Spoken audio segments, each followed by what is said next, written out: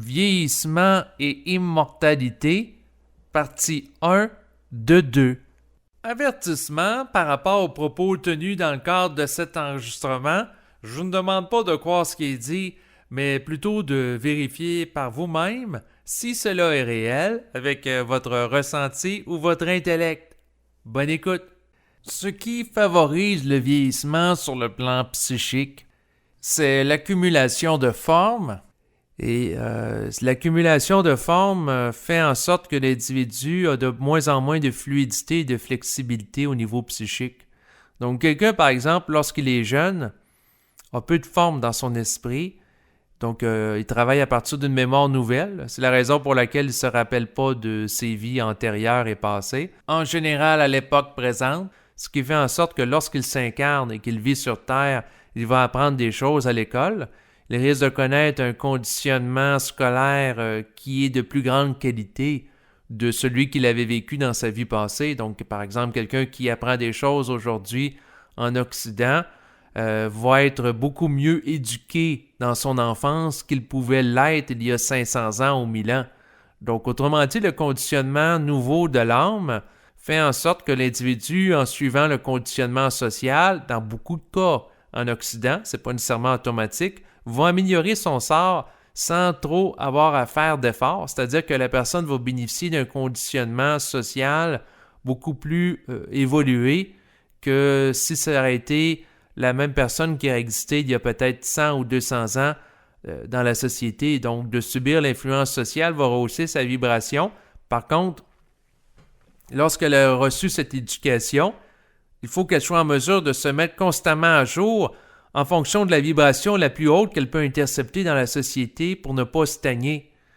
Et c'est la même chose au niveau du vieillissement des compétences. Donc, quelqu'un, par exemple, peut apprendre, lorsqu'il est jeune, à utiliser un logiciel informatique. S'il ne met pas à jour ses connaissances en informatique, ça se peut que dans 2 ans, dans 5 ans, dans 20 ans, ses compétences soient désuètes et que les logiciels qu'il maîtrisait si bien il y a longtemps ne soit plus du tout utilisé, donc la personne ne soit plus capable de s'insérer sur le marché du travail parce qu'elle n'aura pas les compétences requises en matière d'informatique. Donc, au niveau de l'évolution sociale, c'est essentiellement ce qui se produit. Donc, l'individu doit être capable d'être à l'affût des éléments d'évolution sociale qu'il peut intégrer et qui peut favoriser son développement, au même titre qu'il doit être capable de délaisser celles qui nuisent ou freinent son développement. Et ce qui fait vieillir, c'est l'incapacité à l'individu de se renouveler, que ce soit un renouvellement par la société. Donc, par exemple, dans la société, il y a des nouvelles façons de s'alimenter, nouveaux régimes alimentaires qui sont plus sains. Donc, quelqu'un doit être capable de s'y adapter pour évoluer en phase avec la société, s'il se sent appelé par ça, au niveau d'une lecture vibratoire qu'il peut faire. Mais ça peut être aussi une évolution individuelle qui va se renouveler. Parce que, en fait, le vieillissement, c'est lié à l'incapacité d'un renouvellement. Donc, plus que la personne est figée en fonction de formes anciennes, plus qu'elle devient désuète et moins incapable de se renouveler, donc moins elle a de vitalité. Parce que le renouvellement est un des indicateurs que l'individu vit en contact avec l'esprit, parce que l'esprit, de par sa nature, amène un renouvellement qui est continuel et permanent. Donc, quelqu'un qui est en fusion, c'est pas quelqu'un qui stagne. Et c'est quelqu'un qui va toujours rajeunir sa psyché au fil du temps en gardant un mental qui est vide de forme ancienne et de mémoire pour avoir toujours accès à plus de vitalité et d'énergie. Donc, autrement dit, c'est quelqu'un qui, à l'âge adulte, il va avoir 60 ans, 70 ans, qui va avoir un mental léger, libre de forme, à la différence des autres personnes qui, dans son environnement immédiat, vont accumuler des formes depuis qu'ils sont jeunes et rester attachés à ces dernières. Donc, pour ne pas vieillir sur le plan psychique, c'est garder un esprit d'un jeune enfant à l'âge adulte qui est capable d'ouverture à la nouveauté. Donc, autrement dit, quelqu'un, lorsqu'il est jeune, il est ouvert à la nouveauté parce dépourvu de forme dans le mental. Et c'est d'être capable de conserver cette capacité à l'âge adulte qui permet d'avoir une jeunesse psychique. Mais c'est pas parce que la personne a une jeunesse psychique que ça l'empêche de vieillir pour autant automatiquement au niveau physique, parce qu'il y a quand même une programmation qui est là, en relation avec son statut planétaire. C'est sûr que cette programmation, dans une certaine mesure, peut être contrecarrée par une programmation cosmique en relation avec son statut au niveau mental, s'il a à vivre la fusion et s'il a existé longtemps sur le plan matériel compte tenu de son plan de vie. Donc, autrement dit, il y a des nuances qui doivent être apportées. Par contre, que la personne ait à vivre longtemps ou non, d'être capable d'être libre des formes anciennes qui limitent l'obsolescence d'une psychologie individuelle en relation avec l'attachement à des mémoires est toujours utile parce que plus que la personne est attachée à des mémoires, plus qu'elle est rigidifiée, et plus qu'elle est rigidifiée, moins elle est capable de composer intelligemment avec son environnement parce que elle est remplie de filtres, elle est remplie de croyances, elle est remplie d'informations qui l'empêchent d'être capable de composer avec la nature de la réalité qui est de nature énergétique. Donc, plus qu'elle est à l'accumulation de formes, plus qu'elle compose avec des formes, et moins elle a accès à une adéquation totale et intelligente avec la vibration du moment. Donc, plus qu'elle est en déphasage. Donc, pour ne pas être en déphasage, il faut que la personne soit capable de connaître un renouvellement continuel au niveau de sa psyché.